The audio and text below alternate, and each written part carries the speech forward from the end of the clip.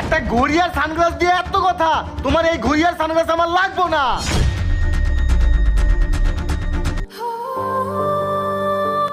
ভাই পড়ালেখা করতে যাইতেছস, সুন্দর পড়ালেখা করিস, কারোর সাথে গ্যাঞ্জাম করিস না। জানোসই তো আমি পড়ালেখা করি নাই, আমি পড়ালেখার কতটা বুঝি। আর শোন, সামনে রোজা আইতাছে, রোজাগুলা রাইস আর 5 ওয়াক্ত নামাজ পড়িস। এই তো দিলাম মুডটা নষ্ট করে। সকালবেলা কলেজে যাইতেছি, ভালো একটা মুড নিয়ে যাইতেছি, মুডটাই দিছো নষ্ট করে। খাওয়ার সময় জ্ঞান জ্ঞান, ঘুমানোর সময় জ্ঞান জ্ঞান, সব সময় জ্ঞান জ্ঞান করো। তোমার এত জ্ঞান জ্ঞান ভালো লাগে না, থাকো তুমি, আমি যাই। ভাই রাগ করিস না ভাই, যাই আমি চালু করে কামে যাই।